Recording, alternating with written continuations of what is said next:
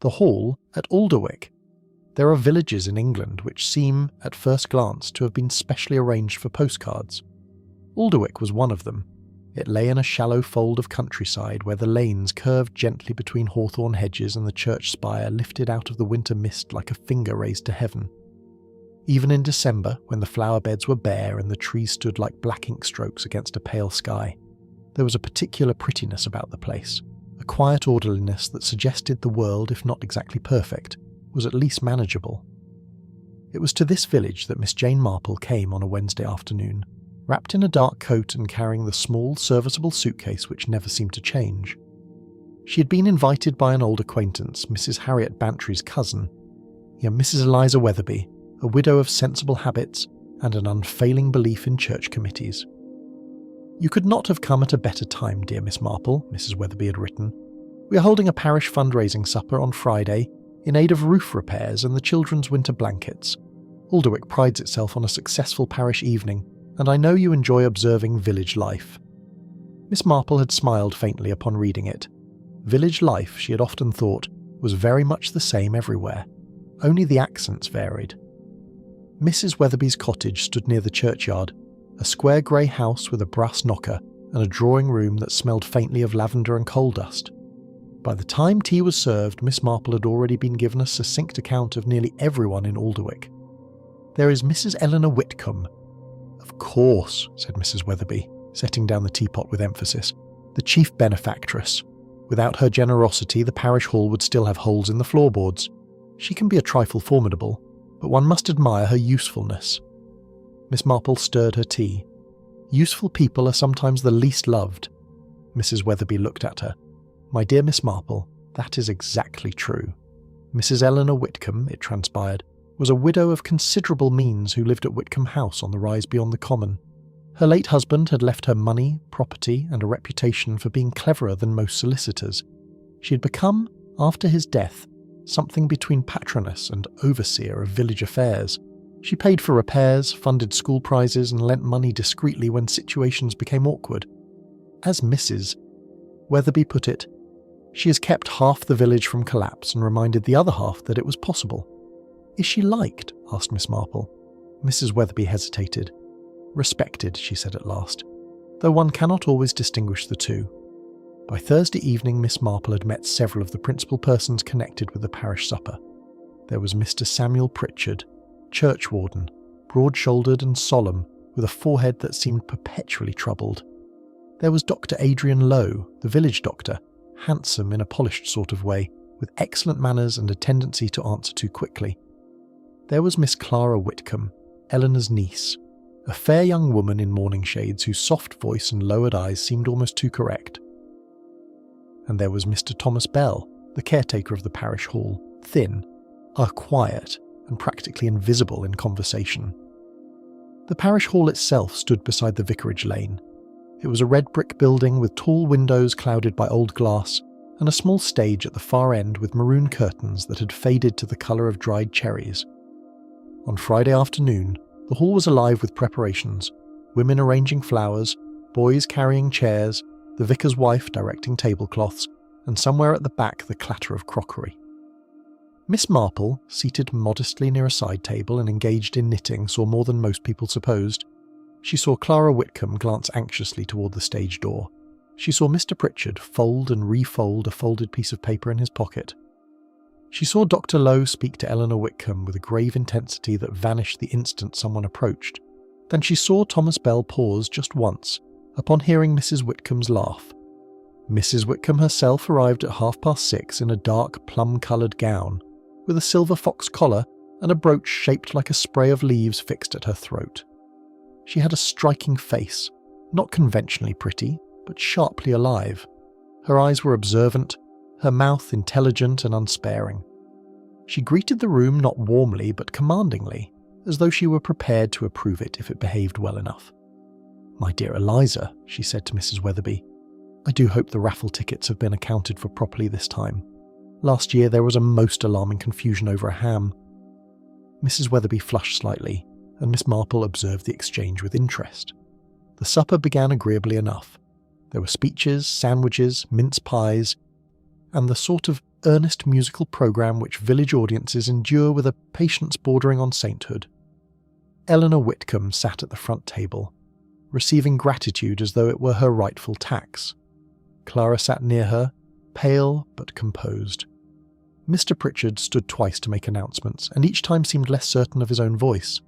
Dr. Lowe moved lightly among the guests, smiling and bending with practised sympathy. Thomas Bell appeared now and again at doors, adjusting lamps or carrying trays, his expression unchanged.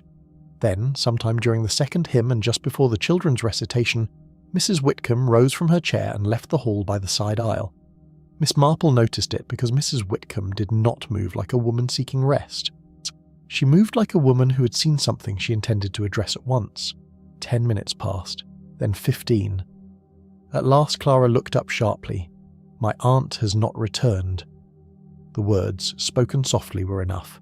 Dr. Lowe was summoned, Mrs. Weatherby fluttered, and Mr. Pritchard himself went behind the stage through the narrow corridor that led to the vestry room and storage cupboards. A moment later there came a cry, short, shocked, unmistakably male.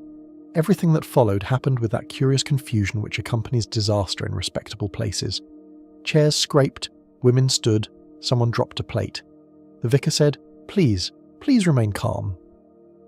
But calm had already left the hall. Mrs. Eleanor Whitcomb was found in the backstage room beyond the curtain, near the costume cupboards, lying on the bare boards beside a small table on which a tea tray still stood. One china cup lay shattered. Her brooch was missing. Her face, even in death, retained an expression not of pain but of terrible recognition. Dr. Lowe knelt at once. The villagers pressed in until they were urged back. After a moment he rose, and though he kept his tone professional, something in it seemed too carefully arranged. "I am sorry," he said. "Mrs. Whitcomb is dead." The words spread through the hall like spilled ink. "There must have been some kind of collapse," said the vicar weakly. But Miss Marple, standing a little apart and looking with her pale, innocent eyes at the dead woman, did not think so. The shattered cup, the small tray, the curious tension still visible in the body, those things suggested not collapse but interruption. Then her glance moved lower and rested on the floorboards. Just beside the hem of Eleanor Whitcomb's gown, almost hidden in the shadows, was a fine dark mark, as though something wet had been hastily wiped away. Miss Marple's knitting had fallen silent in her hands. The hall had been built for hymn-singing, for bazaars, for harvest suppers and debates about roofing tiles. But that night, beneath its cracked rafters and faded curtains, it had become something else entirely. It had become a stage for murder. Chapter 2. The First Whispers. Death, Miss Marple had often reflected, altered the atmosphere of a village more quickly than a fire. A fire one could see, understand, even fight. Death, particularly sudden death, crept into every conversation, sat at every breakfast table, peered through lace curtains, and transformed the ordinary into the suspicious. By the next morning, Alderwick had become a village of lowered voices. The police arrived from the nearest market town shortly after dawn. Inspector Julian Graves, a grave, competent man in his 40s, and Sergeant Hobb, who wrote everything down with the expression of one copying the Last Judgment. Miss Marple approved of Inspector Graves at once. He did not talk too much, and when people offered opinions before facts, he listened without appearing impressed by them. Mrs. Weatherby, overwrought by the impropriety of having had a murder within walking distance of her gate, served breakfast in a tremor of indignation and sorrow. "I cannot think who would do such a thing," she said for the third time, putting down the marmalade with unnecessary force. Eleanor had her sharp ways, certainly. But murder? In the Parish Hall? It is monstrous! Miss Marple spread butter on toast with care. Monstrous things are often done in very proper places. By 11 o'clock, Inspector Graves had spoken with most of those who had remained at the hall after the discovery. The doctor's preliminary opinion, he told the vicar privately and then, less privately, to the necessary parties, was that Eleanor Whitcomb had likely taken poison. There had been no sign of violence beyond the broken cup and the fall itself. But a cup did not shatter accidentally in quite that way, and the expression on the dead woman's face suggested shock of a deeply personal kind. "Poison?" repeated Mrs. Weatherby. "But how dreadful." Miss Marple, who was sitting near the fire with her knitting, said mildly, Poison is dreadful, chiefly because it requires a certain intimacy. One does not poison strangers as a rule. Mrs. Weatherby stared. My dear Miss Marple. Inspector Graves, who had come to ask a question about the seating arrangements at supper, heard this and looked interested. You have experience of village life, I think, he asked. Oh yes, said Miss Marple. A great deal, more than is always pleasant. He inclined his head, and she saw that he had marked her down as useful without yet deciding in what way. The facts established that morning were simple enough, though simplicity in such matters is usually only the outer shell of confusion. Mrs. Whitcomb had left the hall during the programme. A tea tray had been carried backstage earlier in the evening for committee members and helpers. Someone had clearly spoken to her or summoned her there. Within a short period, perhaps 5 minutes, she had drunk from the cup, broken it in the act of falling, and died. But the first oddity emerged almost at once. Her brooch was missing. It had been seen by at least half a dozen people at the beginning of the evening, silver leaves set with small pearls, old-fashioned and distinctive. Yet when the body was found, it was gone. The fastening had not torn the fabric. It had been unpinned deliberately. Then robbery, suggested Sergeant Hobb. Inspector Graves shook his head. A single brooch in a hall full of handbags, donations and silverware. It seems theatrical. Miss Marple said quietly, People remove objects for 3 reasons: value, sentiment or fear. The inspector turned to her. Fear? Yes. To hide something. To silence something, or because the object means more than it appears to. He considered that. In the afternoon, there was an inquest of a very preliminary sort in the drawing room at Whitcomb House. The house itself was exactly what Miss Marple had expected. Large, well-run and emotionally chilly. Dark portraits watched from the walls, silver gleamed on tables, everything was in order and nothing was affectionate. Clara Whitcomb received callers with a composure that was almost admirable. My aunt had enemies, I dare say, she said when Inspector Graves spoke with her, not because she was cruel, but because she was not easily deceived. Did she suspect anyone in particular? Clara hesitated. She trusted very few people. Did she trust you? A faint colour touched the girl's cheeks. I hope so.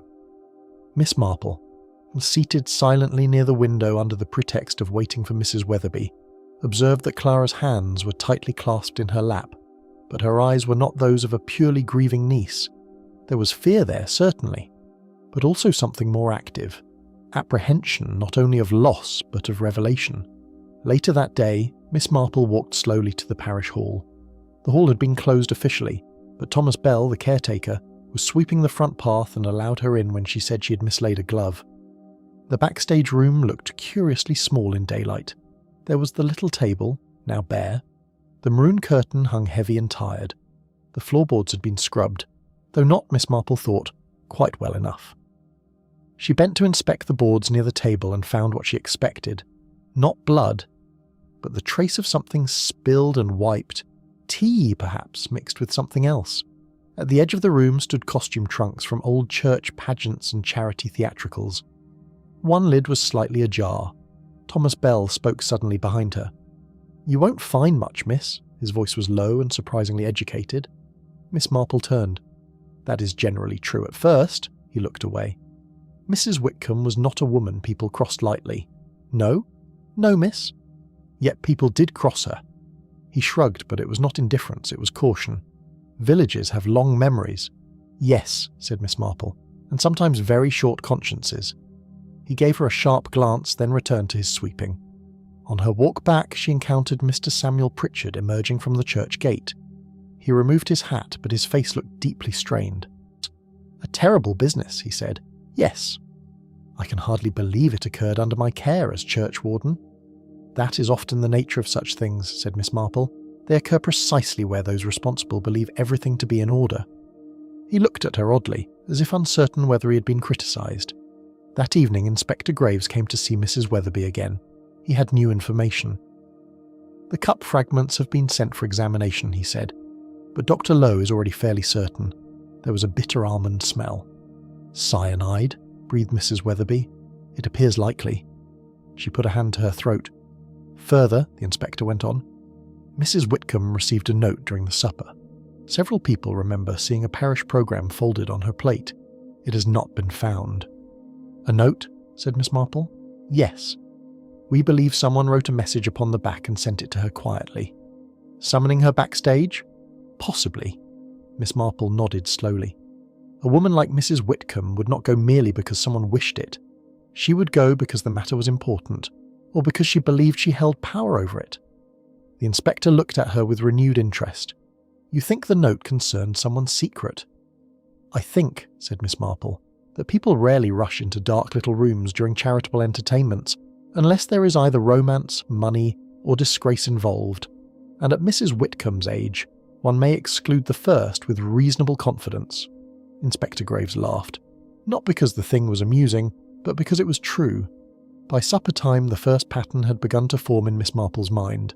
Not an answer. Certainly, but the outline of one. Poison. A missing brooch. A hidden message.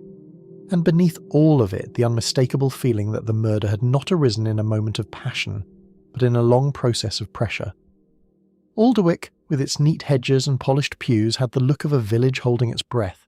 And when villages hold their breath, Miss Marple knew, it is because something is already rotting underneath. Chapter 3. The Woman Who Knew Too Much. In villages, a rich woman who lives alone and knows everyone's business becomes two things at once: indispensable and dangerous. Mrs. Eleanor Whitcomb had been both. Miss Marple discovered this not from dramatic revelations, but from the tiny contradictions and careful phrases that only village people produce when they are trying to remain charitable. She was very generous. She could be severe, naturally. She had only the village's welfare at heart. Well, she did think it her place to interfere. One did not need to be clever, Miss Marple thought, to hear what lay beneath such statements. Eleanor Whitcomb had lent money, arranged marriages, blocked unsuitable ones, pressured committees, corrected sermons, advised doctors, and interfered in household management from the poor cottages on Willow Lane to the schoolmistress's pantry. She had done good, certainly. But she had done it with knowledge, and knowledge is seldom offered without a price. That afternoon Miss Marple called, in the oldest and most effective feminine manner, upon 3 separate households under 3 separate pretexts. She admired jam jars at one, returned a borrowed hymn book at another, and in the third merely happened to be passing when the kitchen door stood open. By 4 o'clock she knew a good deal more. Mr. Samuel Pritchard, churchwarden, was in financial trouble. This was not generally discussed, but it was known in the way such things are known, that his late brother's farming debts had fallen partly upon him, and that a payment due by Christmas had become urgent. More than one villager believed Mrs. Whitcomb had lent him money before. Whether she intended to again was uncertain. Dr. Adrian Lowe, though admired professionally, had come to Alderwick only 3 years before, under circumstances not entirely clear. He was efficient, mannerly, and rather too polished for a country practice. There had been whispers before his arrival of some disagreement in a London hospital, though no one could say exactly what sort. Miss Clara Whitcomb had lived with her aunt since the death of her own parents. It was universally assumed she would inherit Whitcomb House and most of the money. Yet, universally assumed is not the same thing as certain. Eleanor Whitcomb had a reputation for altering her will as other women altered hat ribbons. As for Thomas Bell, the caretaker, almost nothing was said. That interested Miss Marple more than if there had been pages of gossip. A silent man in a village is never really unknown. He's merely being discussed less openly. By tea time, Inspector Graves had called again at Whitcomb House to inspect Mrs. Whitcomb's private papers, and Miss Marple, walking innocently in the lane, encountered him on his way out. "You look thoughtful, Inspector." "I am," he admitted. "Mrs. Whitcomb kept records. Financial. Personal," he said. "More personal than I expected." That was enough to arrest Miss Marple entirely. "How interesting." He glanced at her. Interesting is not quite the word. The woman maintained a set of notebooks, household matters, charitable subscriptions, committee business, but mixed in with all that are memoranda about the private circumstances of villagers, illnesses, debts, quarrels, indiscretions, even guesses. How very unpleasant. Yes, he paused, and useful perhaps to her. Miss Marple's eyes rested on the frosty hedge. There are women who convince themselves that watching others is a form of service. It seldom remains harmless. "One notebook is missing," said the inspector. Miss Marple turned her head very slightly. "Missing?" "The most recent one." That, she thought, Measure was important, he went on. Mrs. Whitcomb's maid says her mistress wrote in it almost every night. It is not in the desk, bedroom or safe. Then someone removed it after her death, or before. Would the maid know the cover? Dark green leather, small enough to carry in a handbag. Miss Marple thanked him and walked on slowly. A missing notebook could matter more than a missing jewel. A brooch might be a symbol, a notebook was substance. That evening at supper, Mrs. Weatherby was joined by the vicar's wife, Mrs. Dane, who had the broad, worried face of a woman perpetually expecting the worst from parish life and being proven right. I always said Eleanor kept too much in her head, said Mrs. Dane, helping herself to potatoes. A woman who notices everything is bound to come to no good. Surely not, said Mrs. Weatherby, scandalised. Mrs. Dane sniffed. There are ways of noticing and ways of prying. Miss Marple asked mildly, did she ever use what she knew? There was a slight silence. Mrs. Dane lowered her voice. Not openly, but people did what she wished more often than not. Out of gratitude, Mrs. Dane looked at her directly, out of discomfort. Later, by the drawing-room fire, Clara Whitcomb herself came to call, pale beneath her veil and clearly worn by the day's questioning. Mrs. Weatherby took her hand sympathetically and sat her down. Tea was brought, though Clara barely touched it. I wish to ask, she said, whether you had happened to notice my aunt speaking with anyone after the second hymn. Miss Marple answered truthfully, I saw her leave the hall. I did not see who sent for her. Clara pressed her fingers together. She had been unsettled all evening. In what way? She received a note during supper. After reading it, she became angry. Not frightened exactly, but intent. You saw the note? Only that it was on the back of a programme slip. She folded it at once. Did she show it to you? No. Miss Marple watched her. Did you know who might have written it? For the first time, Clara's composure faltered. No, she said too quickly. There was a pause. My aunt, Clara went on, was not always kind. I know that, but she was not wicked. No, said Miss Marple gently. I should not think wicked. Exactly.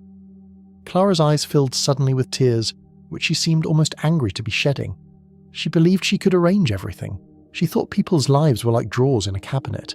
If something was out of place, one simply pushed it back properly. And can one? No, said Clara in a whisper. One cannot. Miss Marple looked at the girl more closely. That was not only grief speaking, it was experience.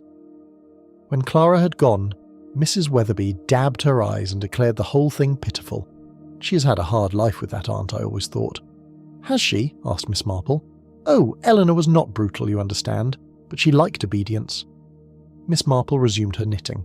That night she lay awake longer than usual, listening to the faint movement of winter wind against the panes. In such stories as these, and she knew well that human lives become stories whether one approves or not, the central question is seldom merely who killed. More often it is, what was being protected, preserved, or prevented. Eleanor Whitcomb had known too much. Of that Miss Marple was certain.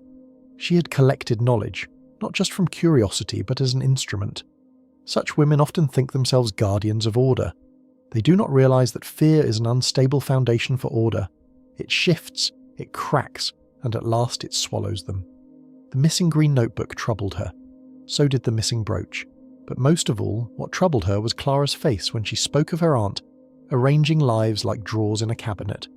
It was the face of someone who had once been shut into one of those drawers and had never entirely found the key. Chapter 4. Notes, Debts, and an Empty Drawer. On Sunday morning the bells rang as they always had, though to Miss Marple the sound seemed altered by Friday's events. Murder leaves a stain not only on floorboards but on routine. Hymns are sung more stiffly. Sermons about mercy are heard with sharper ears. People look at one another longer than before, as though measuring the distance between decency and catastrophe. Inspector Graves attended church, which was wise. Village churches reveal much after a scandal. Who sits where? Who avoids whom? Who cannot lift their eyes during prayers? These are not official clues, perhaps, but they are human ones, and humanity is the only reliable map in a murder case. Miss Marple, seated near the back beside Mrs. Weatherby, observed the congregation carefully. Clara Whitcomb wore plain black and did not once look toward the chancel. Mr. Samuel Pritchard read the lesson in a steady voice. yet twice his hand shook at the page. Dr. Lowe spoke kindly afterward to the vicar's wife and to old Mrs. Nettles, but there was, to Miss Marple's eyes, a sharpness in him not apparent before. Thomas Bell did not attend at all. After the service, Inspector Graves joined Miss Marple near the lich gate. "I had hoped for piety," he said dryly. "What I found was theatre." "Church and theatre are not always far apart in villages," said Miss Marple. He smiled despite himself. "I have spoken again with Pritchard. He admits Mrs. Whitcomb had lent him money 6 months ago, £200. That is serious. He was to repay part of it by the end of this week. He says he asked for an extension." "And did she refuse?" "He says she did not answer plainly." Miss Marple nodded. "That would be very like a controlling woman. Delay can be more powerful than refusal." The inspector glanced at her. "There is more. Pritchard claims she threatened to expose his position to the parish finance committee if he did not put certain matters right." "What matters?" He was vague. "Then it was probably something more shameful than debt," said Miss Marple.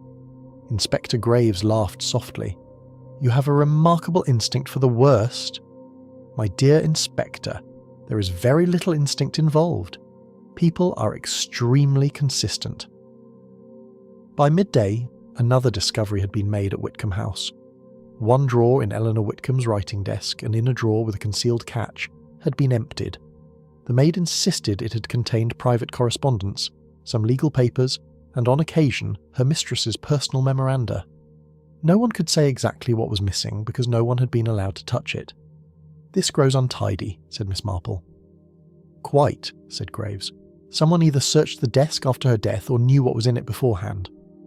"Who had access?" "In theory, only Mrs. Whitcomb, her maid, Clara, and perhaps the doctor on those occasions he visited." "Doctors," said Miss Marple, "tend to be granted access to rooms and circumstances denied to others. It is often useful, sometimes too useful." The inspector gave her a sideways look. "You mistrust Dr. Lowe?" "I mistrust charm when it's so efficiently applied." That afternoon Miss Marple paid a call upon Mrs. Nettles, an elderly woman who had once been companion to a county family, and now lived in a cottage smelling strongly of apples, dust and lavender furniture polish. Mrs. Nettles knew everything that had happened in Alderwick during the last 40 years, and nearly as much about what had happened in surrounding parishes. "Dr. Lowe," she said, when Miss Marple, by a delicate route, mentioned his name. "Oh yes, very handsome. Women approve of him and men do not quite. A sure sign, if you ask me. Not that I can say why." "Was there gossip before he came?" Mrs. Nettles leaned forward. "There always is, dear. I heard, mind you, only heard, that he left a post in London after some trouble over records. Not medicine exactly. Forms, signatures, responsibilities. A death occurred, and no one was certain who had altered what. Very unpleasant." Miss Marple thanked her and tucked the information away. Altered records, responsibility evaded, that had a familiar ring. When she returned, Mrs. Weatherby had just received a visit from Clara Whitcomb, who had left her looking more distressed than before. On the hall table lay a folded handkerchief and a broken bit of pencil. She wished to know whether her aunt had mentioned any plans for changing the parish trust arrangement, said Mrs. Weatherby. I could not help her. Why should the poor girl care about trust papers at a time like this? Miss Marple considered. Perhaps because someone else does. That evening Inspector Graves called once more, this time with a small piece of paper in an envelope. It had been found beneath a chair leg in the Parish Hall, where it had presumably fluttered unseen in the confusion. "It is the note?" asked Miss Marple. "A fragment only, torn." He held it out. On the back of a parish programme in hurried pencil were the words, "Must speak at once." "He knows about the drawer. Come alone. No signature." Mrs. Weatherby gasped. "The drawer?" "Yes," said the inspector, "which means either the writer knew of those papers and feared exposure, or wished Mrs. Whitcomb to believe so." Miss Marple took the fragment delicately. The pencil marks were heavy, pressed hard into the paper, someone writing in agitation or haste. "He knows," she murmured. "Just so." Inspector Graves sat forward. The note says, "He knows about the drawer," not "I know." The writer points to a third party, male presumably, or wishes us to think so. "You suspect a woman?" "I suspect everybody," said Miss Marple placidly. "It saves time." The inspector leaned back and studied her. "What troubles you most?" she answered without hesitation. The difference between theft and concealment. A thief takes what is useful, yet but a frightened person takes what must not be found. The brooch, the notebook, the drawer papers, these may not all have been removed by the same hand, and when several people begin taking things in a murder, it means the village has been living on secrets longer than anyone admits. Mrs. Weatherby shivered visibly. The inspector rose at last to go. Tomorrow I intend to question Bell more thoroughly. The man says very little, and that is never convenient. When he had left, Miss Marple sat very still by the fire. She had begun, faintly, to understand the shape of Alderwick's silence. There was money, yes. There was inheritance, naturally. There was fear of disgrace, undoubtedly. But behind all these lay another force, the long habit of one woman keeping records on everybody else. It had given her power. It had also taught the village that reputations could be destroyed if certain drawers were opened. Miss Marple laid aside her knitting and looked into the fire. One cannot build peace, she thought, upon intimidation. It is like setting a tea service upon a cracked tray. Everything appears orderly until the moment it's lifted, and then it all comes crashing down. Chapter 5. The Caretaker's Memory. Thomas Bell was the sort of man respectable people overlook because he does practical things quietly. He unlocked doors, carried chairs, mended latches, swept paths, stacked crates, and vanished from conversations as soon as they drifted toward the personal. Such men are often assumed to be simple. It is a grave mistake.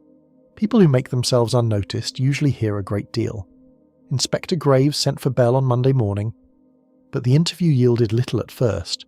Bell stated that he had prepared the hall, arranged the tea equipment backstage, and spent most of the evening moving between the kitchen door and front entrance. He had seen Mrs. Whitcomb arrive, had seen Dr. Lowe speak with her, and had later noticed Mr. Pritchard near the side corridor. He denied sending any note, he denied touching the body, he denied seeing the missing brooch. "Did you hear anything?" asked the inspector. Bell paused. Voices. How many? 2, before the cry came. A woman's and a man's. Were you certain it was Mrs. Whitcomb? Yes. And the man? Bell's face remained expressionless. Couldn't say. Miss Marple, hearing this later, thought at once that Bell could say very well indeed and had chosen not to. That afternoon she walked quite deliberately, toward the allotments behind the hall where Bell kept a small tool shed and a patch of winter cabbages. The ground was stiff with frost and a weak sun gave everything the flat brightness of old pewter. Bell was repairing the hinge of a wheelbarrow when she approached. "You have a neat hand," said Miss Marple. He inclined his head. "So rare in practical men," she continued. "My cousin Raymond once hired a man who could mend anything except what he had already repaired." This provoked, if not a smile, at least the ghost of one. Miss Marple sat on an upturned crate without invitation, which is often the best way with quiet men. "You did not tell the inspector all you knew?" Bell kept working. "No." "Why not?" He straightened slowly. "Because police gentlemen want facts before they want understanding. And you prefer understanding? I prefer not to make matters worse." "That is a pity," said Miss Marple, "because murder generally worsens matters quite enough on its own." He looked at her then, and whatever he saw in her face seemed to reassure him. Not trust, perhaps, but recognition. "I knew Mrs. Whitcomb many years," he said at last. "More than most." "In what capacity?" "My mother worked at Whitcomb House. Kitchen maid first, then cook. I was a stable boy there before the war. After that, odd work. Grounds, repairs, whatever was needed." "So you have known Clara since childhood as well?" "Yes." He bent again over the hinge, though more slowly now. "Mrs. Whitcomb liked to know everything. Not just in the village, in the house too. Who wrote letters? Who met whom in the shrubbery? Which bills were paid late? She said it kept standards." Miss Marple's needles were still in her lap, unused. "Did it?" "No, miss," said Bell. "It kept fear. There it was, clear and simple." "Was she blackmailing people?" Bell hesitated. "Not for money, not always, but she used what she knew." "To control?" "Yes." Miss Marple nodded. Bell wiped his hands on a rag. "There was a case years ago, a servant girl in trouble. Mrs. Whitcomb arranged the matter, sent her away, told the family a story. Everyone said how kind she was, but the girl never came back, and nobody dared speak of it. Do you recall the girl's name? Emily Hart. The name meant nothing to Miss Marple, yet. And this has some bearing now. Belle's jaw tightened. Mrs. Whitcomb kept letters. She kept everything. Proofs of things, or as if lives were papers. He was silent a moment, then added in a lower tone, "On Friday I heard her say, 'You should have thought of that before.' Then the man answered something I could not catch. Then she laughed, short, the way she did when she believed herself right. And after, I went to the front door because the hymn was ending and people might want coats. Then came the cry. Could you identify the man's voice if you heard it again?" Belle's eyes met hers with a kind of weary patience. "Yes, but you have not told Graves." "No." "Why?" "Because if I say it, it will drag half the village after it." Miss Marple sighed inwardly. People always imagine truth is more dangerous than lies, when in fact the reverse is nearly always the case, but she understood him. Villages are full of loyalties that do not align with justice. That evening she brought the name Emily Hart to Inspector Graves, who had already uncovered something adjacent. A letter had been found tucked behind books in the schoolroom at Whitcomb House. Old, yellowing, unsigned, but clearly written by a young woman in distress. It spoke of what happened at the house, of a child that must never be known, and of being sent away as though buried while still breathing. "Good heavens," said Mrs. Weatherby, hearing this. "How sordid." "It is more than sordid," said Miss Marple. "It is the sort of old wound which, if pressed upon for years, turns poisonous." The inspector tapped the arm of his chair. "There is no surname on the letter, but Emily is signed at the end." Miss Marple told him what Belle had said. Graves frowned. "And he chose not to tell me this himself. He is protecting someone, or many people. Belle is becoming inconvenient." "No," said Miss Marple, "he's becoming essential." The inspector then produced another small development. Dr. Lowe had admitted being backstage earlier than first stated. He claimed he'd gone to fetch a case of medical supplies left near the vestry cupboard, and had exchanged only a few polite words with Mrs. Whitcomb. He denied any argument. "That is a correction," said Graves, "which usually means there may later be another." Miss Marple approved the remark. In the late evening, quite unexpectedly, Clara Whitcomb arrived again. This time she seemed exhausted past caring for appearances. "I cannot bear it any longer," she said, once seated. "I think everyone is looking at me." "In villages they are," said Miss Marple kindly, "but that does not always mean guilt." Clara gave a strained little laugh. "It feels like guilt." Miss Marple said nothing. After a moment the girl whispered, "My aunt changed her will often. Once she told me she might leave everything to the church if I disappointed her.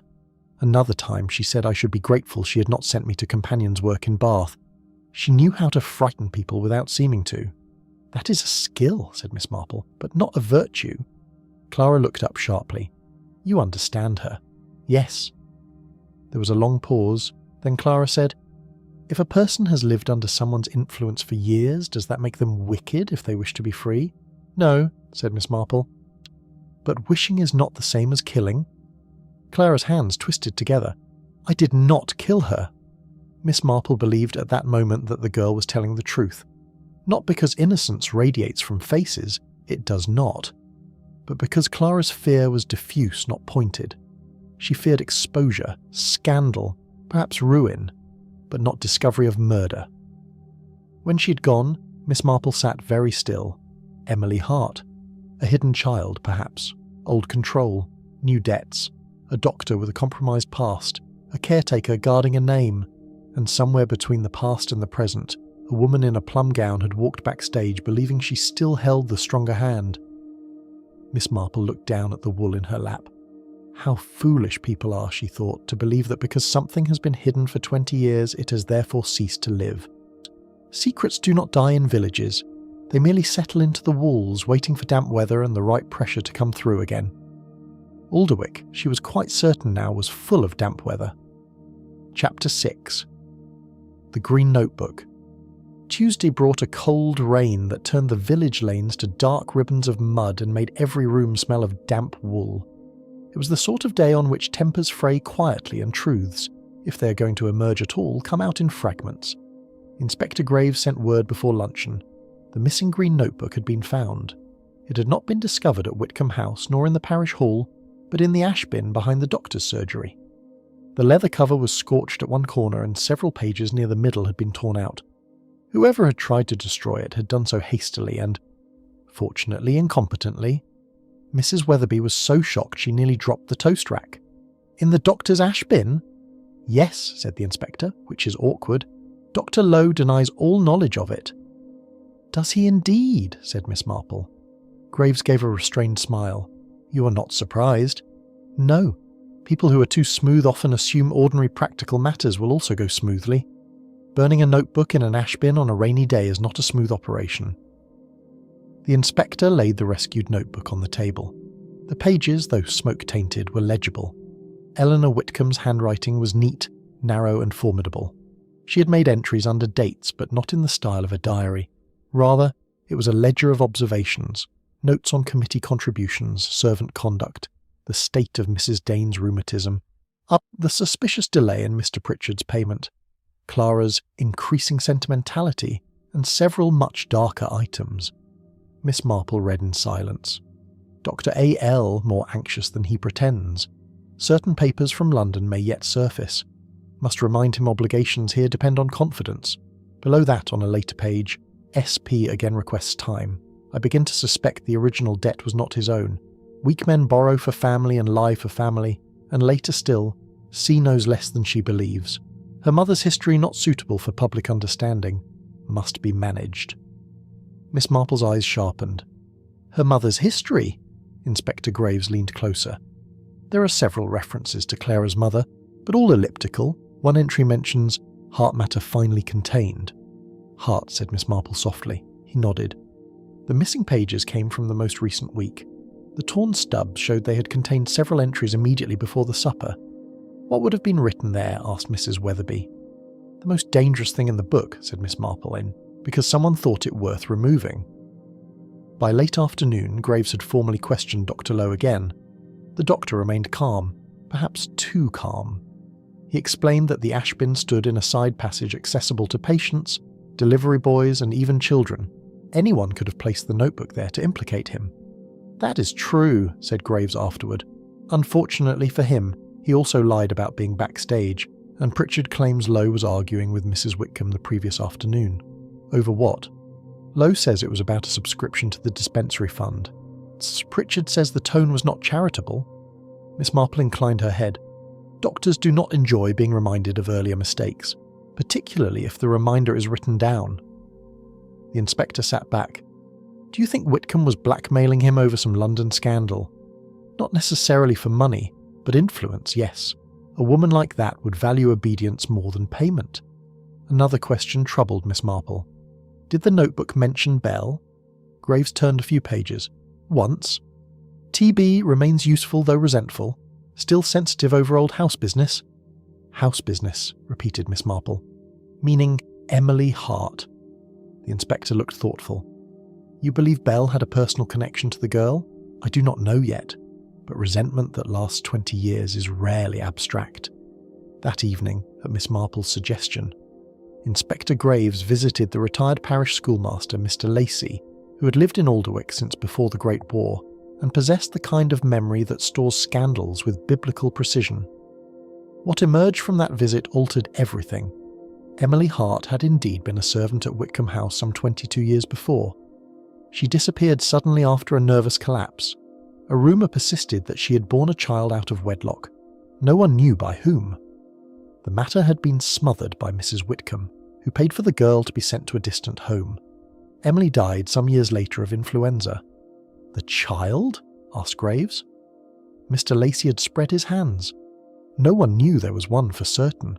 If there was, it vanished into charity records or foster care, or as such children did. Miss Marple sat with this in deep silence after the inspector recounted it. Clara's mother. Heart matter contained. A hidden child. She said, Suppose Clara is not Eleanor Whitcomb's niece at all in the ordinary sense. Graves stared. You mean... I mean, said Miss Marple, that Clara may be Emily Hart's child. The room went still. Mrs. Weatherby whispered, Then who? Miss Marple did not answer immediately. She was thinking of old houses, powerful women, and the elaborate lies built to preserve respectable names. Inspector Graves spoke at last. If Clara were illegitimate, and if Whitcomb hid it, then the inheritance, the guardianship, everything becomes complicated. Yes, particularly if Mrs. Whitcomb used the truth to control her. and if Clara learned it, she might resent it, certainly. But resentment is still not proof of murder. Yet even as she said it, Miss Marple knew the discovery changed the emotional centre of the case. Clara had not merely been raised by a stern aunt. She may have been raised under a fabricated identity, dependent upon the very woman who suppressed her mother's disgrace. There are cruelties, Miss Marple thought, which respectable society scarcely notices because they are tidy.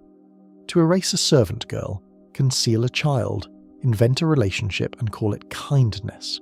That was exactly the kind of cruelty women like Eleanor Whitcomb committed, while congratulating themselves on decency.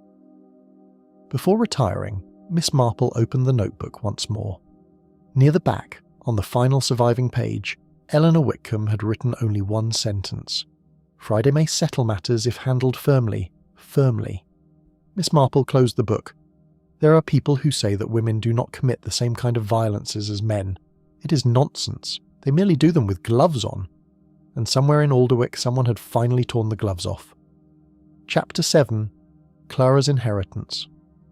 Miss Marple requested that Clara Whitcomb come to tea the following day, and Clara accepted with a kind of weary relief.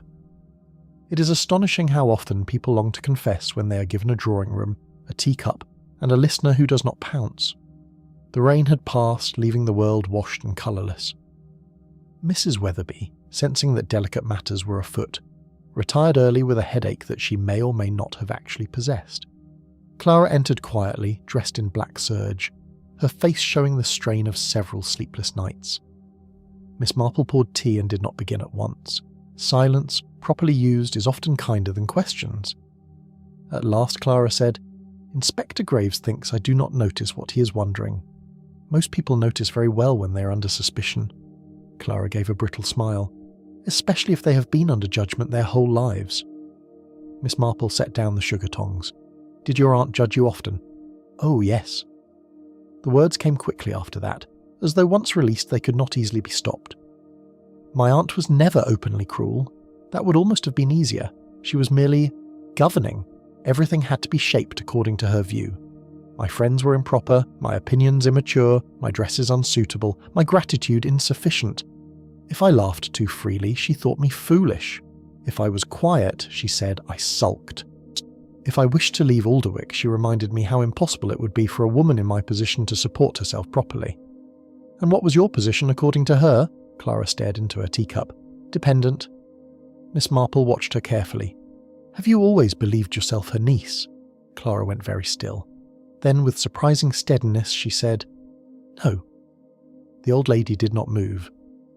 "I found a letter 3 months ago," Clara continued. "Not the whole of it. Just a fragment tucked into an old prayer book. It spoke of my mother, but not as I had been told. It mentioned service at Whitcomb House and the child. I confronted my aunt. She denied nothing. She said only that I had been taken in, raised as family, and ought to thank heaven every morning that respectable people had saved me from disgrace."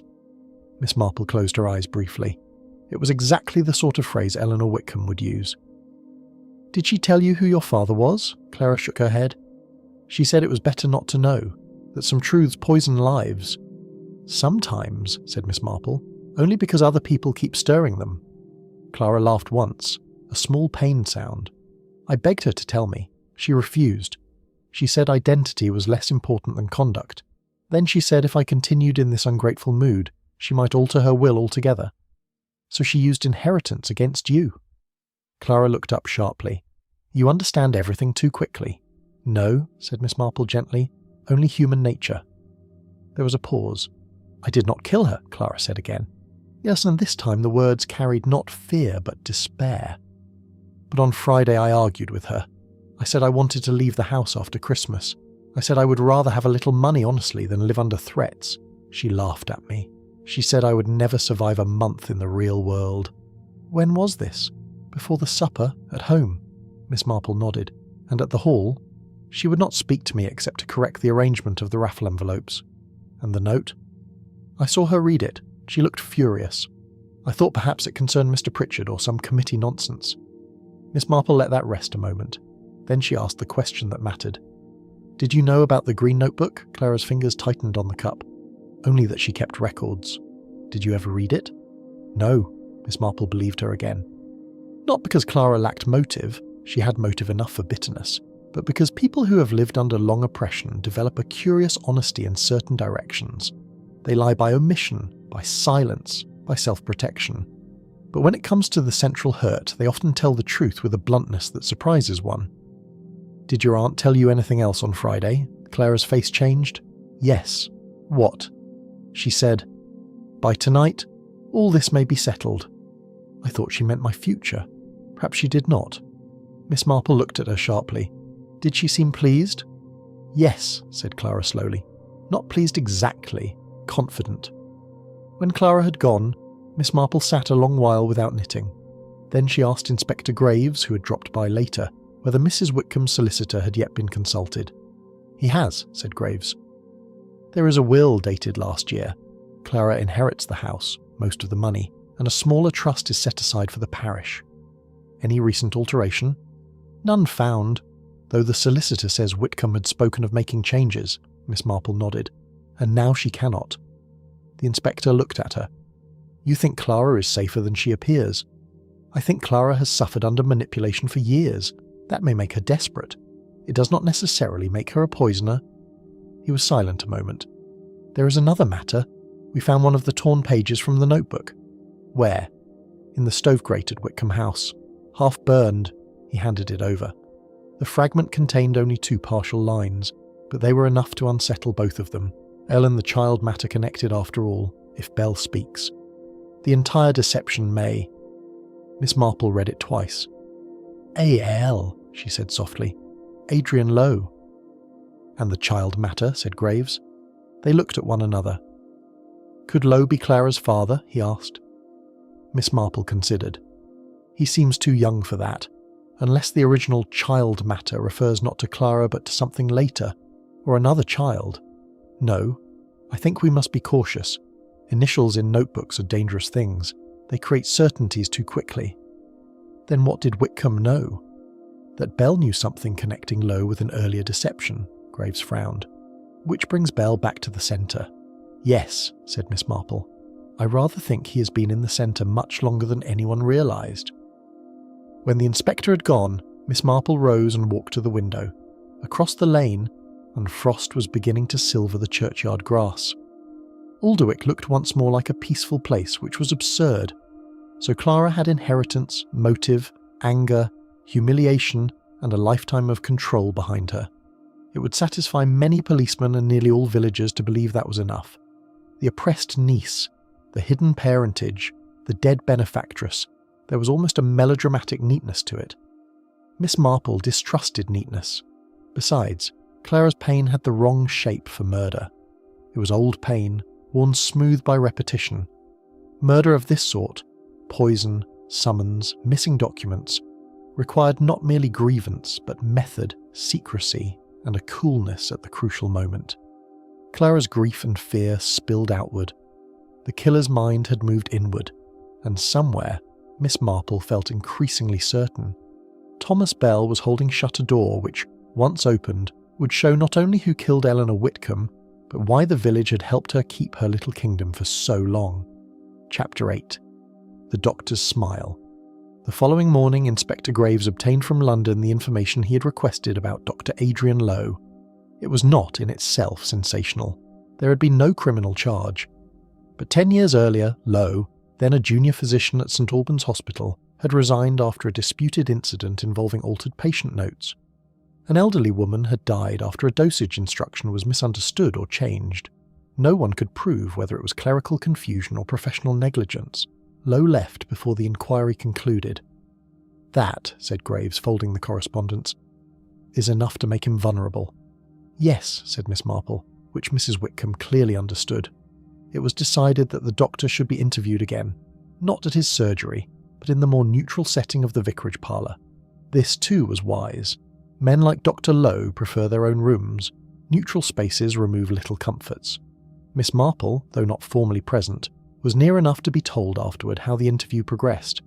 At first, Dr. Lowe was composed. He denied any knowledge of the notebook, repeated that Mrs. Whitcomb was merely a difficult woman, and explained that his earlier omission about going backstage had been from a wish to avoid unpleasant speculation. When Graves produced the London papers, the doctor's expression altered, but only slightly. "A misunderstanding," he said. "Nothing more." "Mrs. Whitcomb appears to have thought otherwise." The doctor's mouth tightened. "Mrs. Whitcomb considered herself custodian of everyone's moral accounts." "Did she threaten to expose your past?" "She implied she might repeat old gossip if I failed to support certain of her plans." "What plans?" Here Dr. Lowe hesitated. "She wished me to certify Mr. Pritchard's health as too poor for some financial responsibility. I refused." This was interesting. "Why?" asked Graves. "Because it was untrue." "Did she explain why she wanted it?" "No, but she was insistent." When Graves later recounted this to Miss Marple, she said at once, "Then Pritchard's debt is entangled with something official, perhaps a trust, a guarantee, or a loan secured against parish funds." "Exactly my thought," said the inspector. "Still." The doctor's answers rang with incompleteness. He admitted argument, admitted pressure, admitted vulnerability, yet maintained that on the night of the murder he had no private interview with Mrs. Whitcomb at all. He said he passed behind the stage, saw no one, collected his bag, and returned to the hall. Bell, however, still insisted he had heard a man's voice with Eleanor's. Miss Marple requested to see Dr. Lowe herself. It is one of the advantages of old age, she often thought, that one can ask socially absurd things under cover of harmlessness. A little old lady may call it a doctor's surgery and appear merely lonely, muddled, or vague. Few men realise how much danger there is in being underestimated. Dr. Lowe received her politely in the consulting room after morning hours. The room smelled of carbolic, damp overcoats, and paper files. He was, as everyone said, very handsome indeed, with carefully brushed dark hair and eyes which knew how to soften at the correct moments. "Miss Marple," he said with a charming inclination of the head, "I hope you're keeping well in all this disturbance." "As well as one can when murder interrupts one's visit," she replied. He smiled. "Poor Mrs. Whitcomb," he said. "A very forceful woman." "Yes, forceful people often make forceful enemies." His gaze sharpened, though the smile remained. "I trust you do not number me among them." Miss Marple folded her gloves neatly on her lap. "That depends on whether one considers blackmail a form of medicine." For the first time, the smile faltered. "I beg your pardon?" "Mrs. Whitcomb knew about London, I think, and about some matter in Alderwick which troubled you further." "Doctor." He low rose and crossed to the mantel, a movement elegantly controlled. "Villagers exaggerate." "Certainly," said Miss Marple, "though they usually exaggerate something that exists." He turned back. "What precisely do you believe, Miss Marple?" "That you had cause to fear Mrs. Whitcomb, that she had something written down, and that you're too self-controlled to show naturally what most men in your position would feel." He laughed then, but there was no warmth in it. "My dear lady, if composure is now evidence of guilt, the country will be short of innocent persons." "Only of innocent doctors," said Miss Marple, his eyes narrowed. "You are impertinent." "Yes," she said pleasantly. "It is one of the luxuries of age." When she rose to leave, he held the door for her with perfect manners, yet something in him had hardened. No, the practiced sympathy was still there, but it sat on the face like a mask set slightly askew. Outside in the pale air, Miss Marple thought, not the killer perhaps, but not clean. That impression strengthened by evening, when Inspector Graves uncovered one more detail. On the afternoon before the murder, Dr. Lowe had sent a telegram to someone in London, an old colleague, asking urgently whether records from St. Albans still existed. He claimed now that it was prompted by an unrelated legal matter. Graves did not believe him. "So Whitcomb threatened him," said the inspector. "He panicked. Then she dies. It is persuasive." "It is meant to be," said Miss Marple. He looked at her. "Meant?" "Yes. Too much aligns. Vulnerable man, blackmailing woman, poison accessible through a doctor. It is almost textbook." "Which makes me wary." Graves was silent. "Besides," she continued, "if Lowe had wished to kill her privately and cleanly, he would hardly rely on a note summoning her to a room where any number of village busybodies might observe him. He is vain, cautious, and accustomed to professional risk. Such men prefer controlled circumstances. Then someone is pointing toward him. Perhaps, or using his vulnerability as part of a larger net. That night, Thomas Bell at last sent a message asking to see Miss Marple alone. He came by the back gate after dark, cap in hand, his face paler than usual. "I should have spoken before," he said. "Yes," said Miss Marple. He looked past her toward the kitchen window where lamplight glowed. The voice I heard with Mrs. Whitcomb. It was not the doctor's. Whose? Bell swallowed. Pritchard's. Miss Marple's hands remained still. You are certain? Certain. Then why conceal it? His face twisted with something like shame. Because it would ruin him, and because it isn't the whole truth. What is the whole truth? Bell looked at her with desperate reluctance. Mr. Pritchard isn't what you all think. Neither is Clara, and Mrs. Whitcomb knew it. She'd known it for years.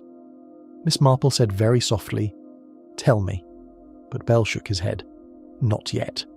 And with that infuriating human mixture of conscience and cowardice, he left her standing in the cold.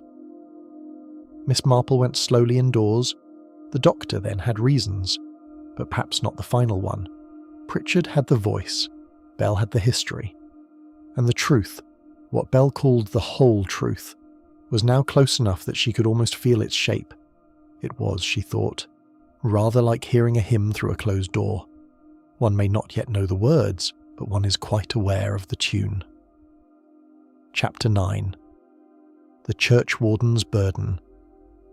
Samuel Pritchard came to Miss Marple the next morning of his own accord, which is often the last gesture before either confession or collapse. He looked older than he had at the supper, as if the past few days had stripped him of some sustaining illusion. His clothes were neat, his boots muddy, his collar correctly fastened. But there was in him the unmistakable air of a man who has spent too many nights arguing with himself and lost every round. Mrs. Weatherby, after one glance at his face, found it necessary to visit the butcher immediately and left the drawing room to Miss Marple with admirable efficiency. Pritchard remained standing for a moment, hat in hand. I understand, he said, that you have been advising Inspector Graves. Only observing, said Miss Marple. People advise themselves, usually. He gave a strained half-laugh. Then perhaps I should not have come. But you have. He sat down abruptly. Bell told you it was my voice backstage. Miss Marple did not answer at once. Was it? Yes. There it was. I sent the note, he went on, speaking more rapidly now that he had begun. Mrs. Whitcomb had written to me that morning and demanded we settle matters before the weekend. I could not speak openly in the hall, so I scribbled a message on a programme and sent it by one of the choir boys. You met her backstage? Yes. What passed between you? Pritchard's face darkened with remembered humiliation. She threatened me, not only over the debt, over Clara. Miss Marple waited. I suppose you know by now, he said hoarsely, that Clara is not really Eleanor's niece. I know she may be Emily Hart's daughter. Pritchard closed his eyes briefly. She is. And you know this how? Because Emily Hart was my sister. Miss Marple said nothing, but inwardly the pattern shifted and locked more firmly into place. Samuel went on in a low, shaken voice. Emily came to Whitcomb House at 17. She was pretty, trusting, too ready to believe kind words. When she fell into trouble, the matter was hushed. Eleanor Whitcomb arranged everything. Emily was sent away before the village could know. The child was born elsewhere. Emily begged to keep her, but she was told it would ruin any future she had. Later, Eleanor brought the child back and presented her as a relation in need of raising. There was money involved. Some settlement from the father, perhaps. I was never told the full of it. And the father, Pritchard stared at the floor. I do not know. Emily never said. Or perhaps she did and the letter was intercepted. By the time I learned the truth, she was gone and too ashamed to speak. Miss Marple folded her hands. Why did Mrs. Whitcomb threaten you now? His mouth worked. Because I wanted Clara told the truth properly. Emily is dead. I am all the family the girl has. I asked Eleanor years ago to let Clara know. She refused. Said the fiction was kinder. Recently Clara began to suspect and I pressed again. Eleanor said if I interfered she would expose my debts, my brother's disgrace, everything. And Clara would be left not only illegitimate but penniless and publicly humiliated. Yet Clara did learn something. Yes, I think she found papers, Miss Marple nodded slowly. So, backstage, you argued. We did more than argue. I said I would go to the solicitor myself and speak. I said she had no right to go on owning lives with her ledgers and threats. She laughed. She said I lacked the courage for scandal and always had. Then, his voice caught. Then she said Clara ought to be grateful not to know who her father was, considering the sort of man he had become. Miss Marple looked up sharply. Did she name him? No, that was the devil of it. She never finished. Someone came in the corridor. I heard a step or movement, I don't know. She turned her head. I thought it best to leave before I was seen. I went out through the side door. And how long before she died? 3 minutes, 5 perhaps. It was enough to make him suspect, but not perhaps enough to convict. Yet there was more in his face. You have not told me everything, Mr. Pritchard. He twisted the hat brim. No. Then do. He swallowed. I took the brooch. Miss Marple did not react visibly. When I left, he said, she was still alive, furious with me. The brooch was on the table, not at her throat. I picked it up. Why? Because Emily had once written of it. She said Mrs. Whitcomb promised it to the baby. Some absurd thing, a token. Later I believed Eleanor kept it out of spite, as she kept everything. When I saw it lying there, I took it. I thought if Clara was to have nothing else of her mother's story, she should at least have that. This, Miss Marple thought, says you was foolish, sentimental, and entirely human.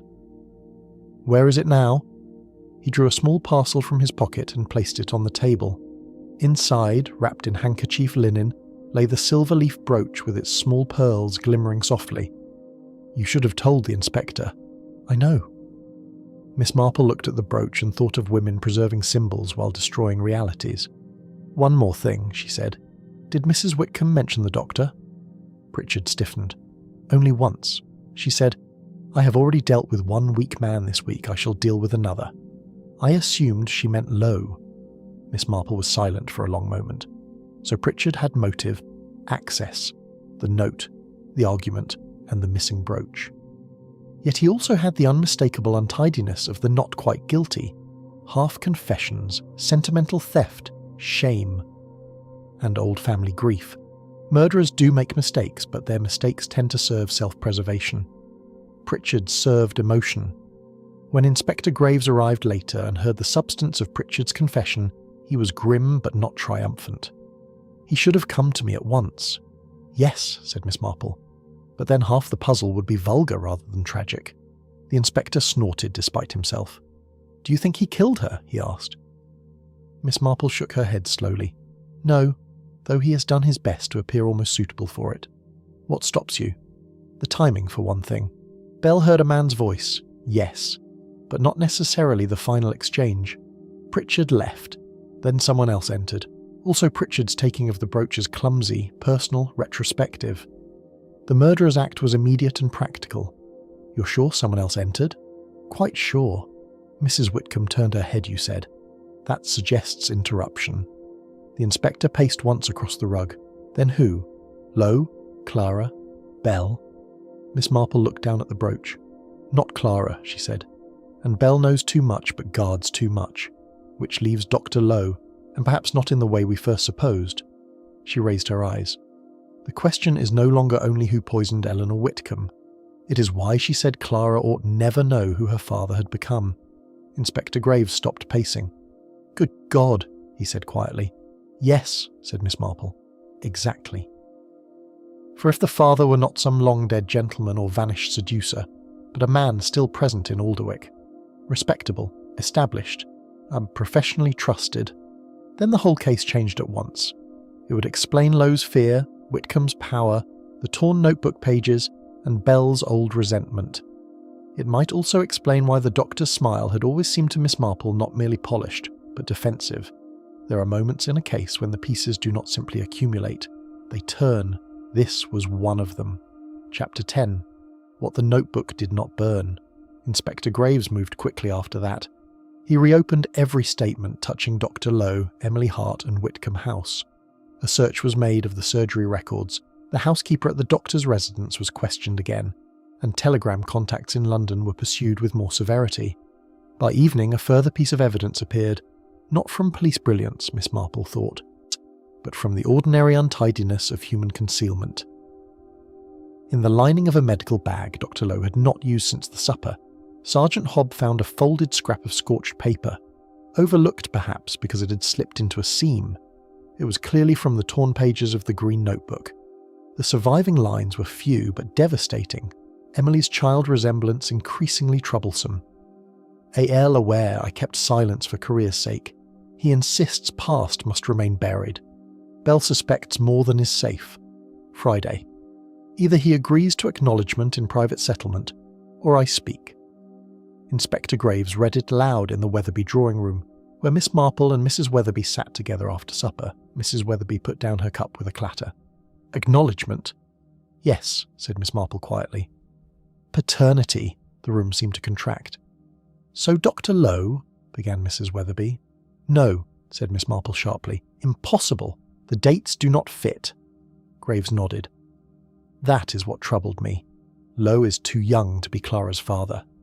Miss Marple's gaze moved to the fire. Then AL must refer not to Adrian Lowe in those older entries. It refers to another man with the same initials. Inspector Graves stared. Who? Miss Marple did not answer immediately. The idea had come to her in pieces. The old servant scandal, the concealed child, the vague references to house business, Bell's reluctance, Eleanor's long power, and the doctor's peculiar vulnerability not as father, but as son. At Whitcomb House, she said slowly, before Mrs. Whitcomb was widowed, who was the family doctor? Graves blinked. I do not know. Find out. The answer came within the hour from Mr. Lacey, who remembered because old families and doctors are linked in village memory with almost ecclesiastical permanence. Before Adrian Lowe, Alderwick had been attended for many years by Dr. Arthur Lowe, his father. Arthur Lowe, now dead these 7 years, had been a respected country physician and frequent visitor at Whitcomb House during the period of Emily Hart's disappearance. Miss Marple closed her eyes once, very briefly. There, she said. Of course. Inspector Graves was already on his feet. Then Adrian inherited not only the practice, but the secret. Exactly. Mrs. Whitcomb knew Arthur Lowe fathered Emily Hart's child, Clara. Whether by seduction, coercion, or some arrangement hidden under respectability, I cannot say. Eleanor concealed it to protect the doctor's career, and perhaps the Whitcomb name itself. Years later, when Adrian came to Alderwick, she told him, or showed him, she had proof. And used it against him, said Graves. Yes, not because Adrian committed the original wrong, but because he was heir to its consequences. She could ruin his father's memory, stain the practice, expose Clara's parentage, and pull down all the false respectability she herself had maintained. It gave her hold over him. Mrs. Weatherby whispered, How dreadful! Very, said Miss Marple, for Adrian the sin was inherited, but that does not make him innocent of murder. The inspector paced once, rapidly now. Then Friday's meeting was to force a settlement, perhaps money for Clara, perhaps legal acknowledgement. Adrian refuses. Eleanor threatens exposure. He poisons her, likely with something from his own bag or prepared earlier in the cut backstage. But Bell heard Pritchard. Yes, because Pritchard argued with her first. Adrian entered after Pritchard left. Eleanor, already inflamed, turned from one weak man to another, as she put it, and made her final demand. Graves exhaled. Then the note. Could have been from Pritchard, said Miss Marple, but the poisoning from Adrian. 1 summons, 2 confrontations, 1 death. That is why the cases seem tangled. It is not 1 thread, but 3. What about the notebook in the ash bin? Adrian tried to destroy it afterward, removing pages that referred to his father and to Bell's suspicions. He kept a scrap inadvertently. When destruction fails, it nearly always fails untidily. The inspector stopped and looked at her with something approaching admiration. You make it sound inevitable. My dear inspector, said Miss Marple, human folly generally is. Yet one matter remained unsettled to her mind. We still need Bell's full testimony. Why did he say the entire deception would come out if he spoke? What precisely did he know?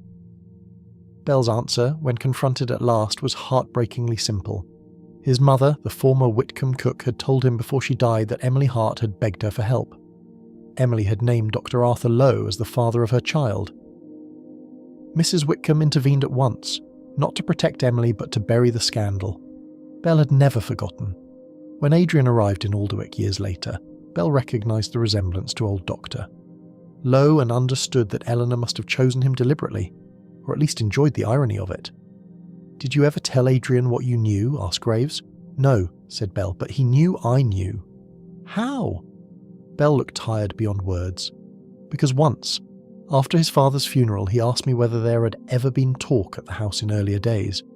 A man doesn't ask that unless he already fears the answer. Miss Marple bowed her head slightly. That too was very human. Adrian Lowe had come to Alderwick carrying not only ambition, but the half-suspected sins of a parent. Eleanor Whitcomb, with her ledgers and moral superiority, had made certain he could never escape them.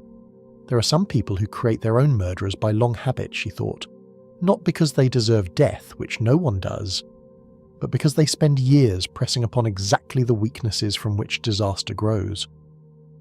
That night, Inspector Graves arranged for a gathering at the Parish Hall on the following evening. He wished, he said, to ask a few final questions in the place where the murder had occurred.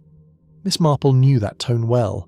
It meant he had enough, but not yet the last crack of confession that turns evidence into certainty. And in old halls, under old rafters, truth has a way of sounding louder than anywhere else. Chapter 11. Beneath the Parish Lights. The Parish Hall was lit again on Thursday evening, though no one could have mistaken the occasion for any innocent village entertainment. The same cracked boards, the same maroon curtains, the same rows of chairs stood waiting, but this time the audience arrived in apprehension rather than cheer. Inspector Graves had requested the presence of Clara Whitcomb, Samuel Pritchard, Dr. Adrian Lowe, Thomas Bell, Mrs. Weatherby, the vicar and his wife, and 2 others whose names had surfaced in relation to the hall arrangements. No one pretended they were there voluntarily. Village politeness has limits, but curiosity nearly always defeats them. Miss Marple sat a little to one side, her knitting in her lap exactly as she had on the fatal night. "It feels wicked," murmured Mrs. Weatherby beside her, "to be here again." "Yes," said Miss Marple, "but useful." Inspector Graves stood near the front table where the tea things had once been laid out. He was not theatrical by nature, which made the scene more effective. He spoke plainly, reciting the established facts, the note, the argument with Pritchard, the poisoned cup, the missing notebook, the brooch, the hidden history of Clara's birth, and the old connection between Whitcomb House and Dr. Arthur Lowe. At the mention of Arthur Lowe's name, Adrian's face changed almost imperceptibly, but enough.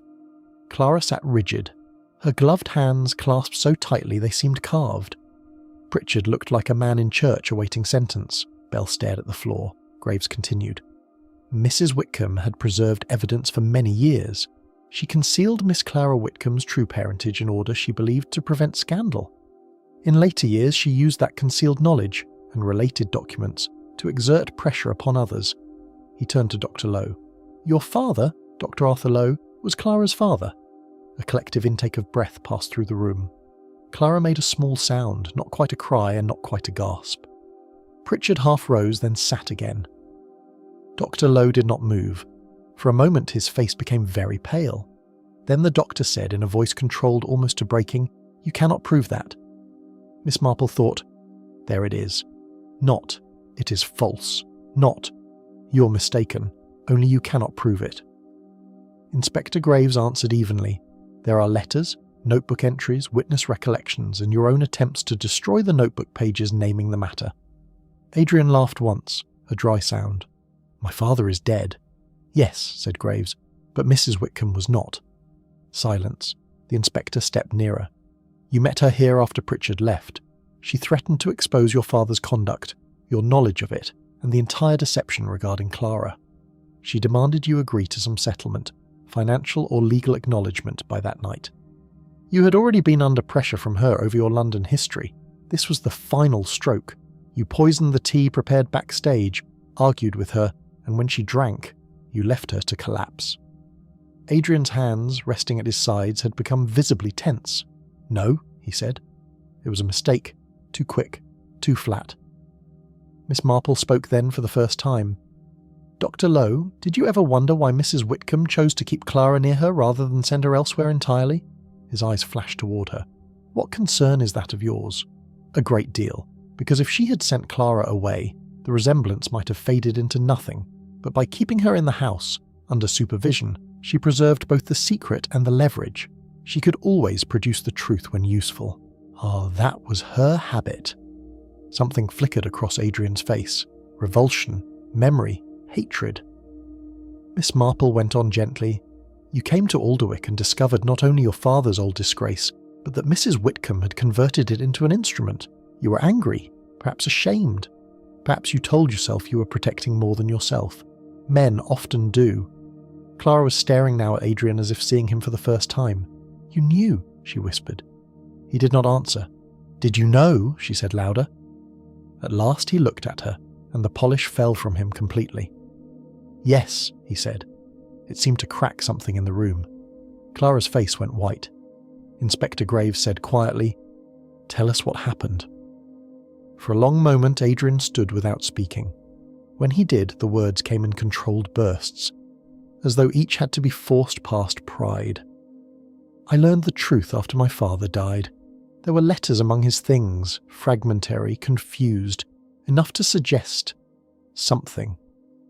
When I came to Alderwick, Belle looked at me in a way that told me the village remembered more than it said. Then Mrs. Whitcomb invited me to dinner.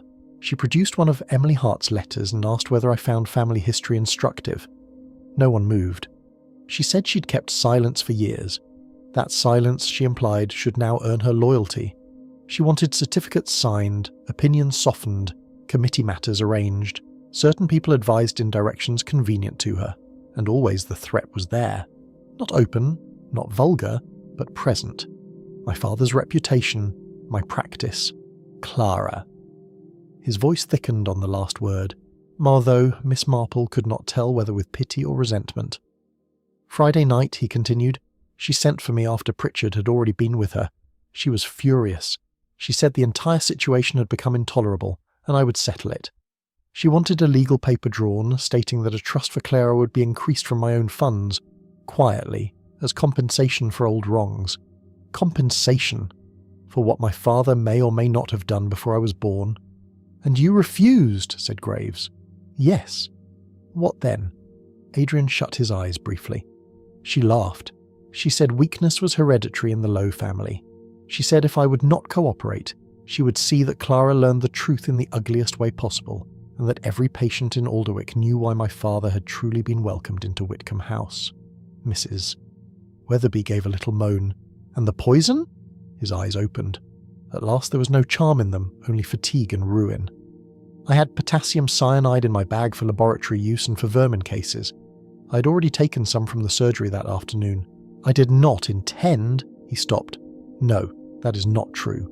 I intended the possibility, if not the moment. When I saw the tray, when she turned away to reach for the brooch she had just unpinned, I put it in the cup. Only a little. Enough." Clara stared at him in horror. "She drank while speaking," Adrian said. "She barely looked at me. She was always so certain the scene belonged to her." "And then?" asked Graves. "I left." The simplicity of it was the most terrible thing. Pritchard made a harsh sound in his throat. Belle looked as though he had expected the confession for years and found it no lighter when it came. Inspector Graves stepped forward. "Dr. Adrian Lowe, I am charging you with the murder of Eleanor Whitcomb." The doctor did not resist. Resistance would have required a future to defend. As Graves signalled Sergeant Hobb, Clara rose unsteadily. "All these years," she said, and her voice was low but clear enough to fill the hall, "all these years I belonged to everyone's secret and no one's truth." No one answered her. Miss Marple looked up at the faded rafters and thought, how many respectable lives are built not on virtue but on managed silence?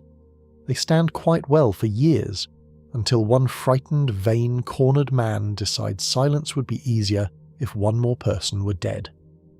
Chapter 12. What Remains in Winter. After the arrest. The village of Alderwick entered that peculiar period when scandal becomes both wound and occupation. For a fortnight nothing was discussed except the murder. Then, for another month, nothing was discussed except who had known what, and for how long, and whether certain people ought to have behaved differently 20 years earlier. By February, the village had divided into those who thought Eleanor Whitcomb had brought disaster upon herself by meddling in too many lives, and those who believed such talk indecent beside a fresh grave. Both groups naturally continued discussing her constantly.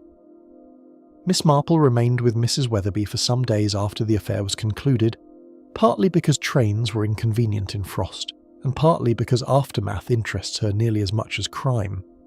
One learns a great deal about human beings after justice, when emotion begins sorting itself into blame, relief, and memory. Dr. Adrian Lowe was remanded to stand trial, and, there being no sensible defence against his own confession supported by evidence, the matter was quickly settled in legal terms. In human terms, it was less simple. People spoke of him with mingled horror and pity. He had not been a monster in the melodramatic sense. He had been an intelligent, vain, frightened man who spent years allowing resentment and inherited shame to ferment under pressure. When finally confronted with ruin, he chose the old coward's solution: remove the accuser. "It is so strange," said Mrs. Weatherby one afternoon. "He always had such beautiful hands." "My dear," said Miss Marple, "people frequently do murder with beautiful hands. It is one of the life's confusions. The greater question in Alderwick was Clara. For several days after the revelation in the hall, she saw no one except Pritchard and her aunt's solicitor. Then, one bright and bitter morning, she came to the cottage. She looked exhausted, but there was something in her face Miss Marple had not seen before. Not peace exactly, but the first outline of ownership over herself. "I wish to thank you," she said. "There is no need." "Yes, there is. Everyone had my life arranged for me. You did not."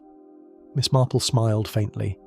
"That is only because I have found arranging lives a dangerous hobby."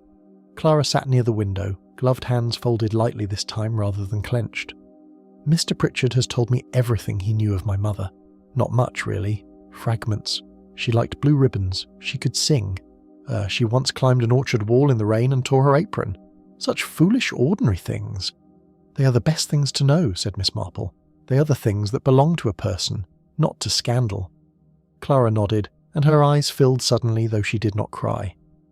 "I spent years believing my life depended on my aunt's favour. Now I find it was built on a lie and preserved for convenience." "Yes." "And yet," she said slowly, "I do not feel ruined. I thought I would. I feel angry, but freer." Miss Marple looked at her with approval. "That is an excellent beginning." The solicitor, it turned out, had found among Eleanor Whitcomb's untouched papers enough documentation to establish a private trust set aside long ago in Clara's name. Never mentioned, never relinquished, perhaps retained by Eleanor as one more means of control. It was not enormous, but sufficient. Whitcomb House itself, under the last valid will, still passed to Clara. "Will you keep it?" Miss Marple asked. Clara looked toward the lane where frost glowed pale on the hedges. "No, not the big house. I think no one should live under those ceilings who wishes to breathe properly. I shall sell it, perhaps, and keep only enough to begin elsewhere." "And where will elsewhere be?" Clara smiled then, just a little. "I do not know. Which is new?" Samuel Pritchard, for his part, seemed both broken and relieved. The truth about Emily Hart, once spoken, had robbed him of the exhausting duty of carrying it in silence. He visited Clara frequently, not as penance but as family at last. Villages make curious family trees, Miss Marple thought. They hide roots for years and then are shocked when branches appear. As for Thomas Bell, he resumed his quiet work about the Parish Hall, though Mrs. Dane claimed he now stood straighter. Miss Marple suspected this was true. There is dignity in having one's knowledge cease to be a burden. He had guarded the past too long on behalf of people who did not deserve the service. On her final morning in Alderwick, Miss Marple walked slowly to the churchyard before breakfast. The air was hard and brilliant. The Parish Hall stood beyond the yew hedge, outwardly unchanged. Its brick walls were still plain, its windows still imperfect, its little stage still fit for children's recitations and modest concerts. One could almost believe nothing dreadful had occurred there, but Miss Marple never believed such things. Inspector Graves met her by chance near the gate, his overcoat collar turned up against the cold. "You were right," he said without preamble, "about nearly everything." Miss Marple smiled. "Not nearly. Enough." He stood beside her a moment looking toward the hall. "What I cannot quite settle in my own mind is this. Was Whitcomb victim, villain, or something between?" Miss Marple considered the frosted grass before answering.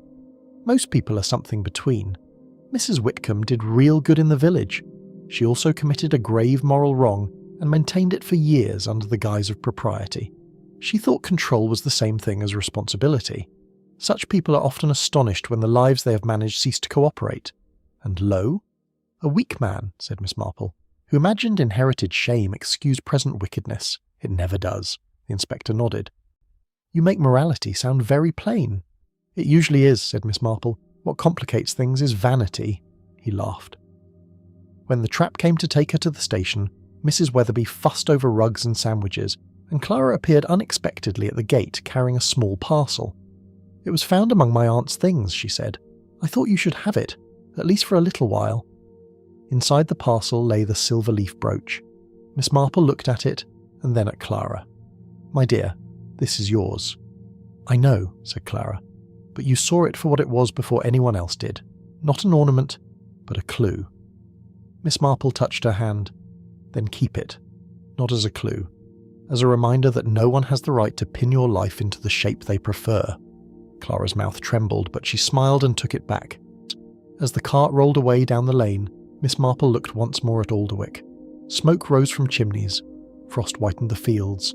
Somewhere a dog barked, and farther off church bells began to ring for no reason more sinister than the hour. That, she thought, was the strange mercy of villages. They absorb horror, gossip over it, survive it, and return to tea as though the world had merely stumbled. Yet underneath, old truths remain, not dead, not erased, simply changed by being spoken aloud at last.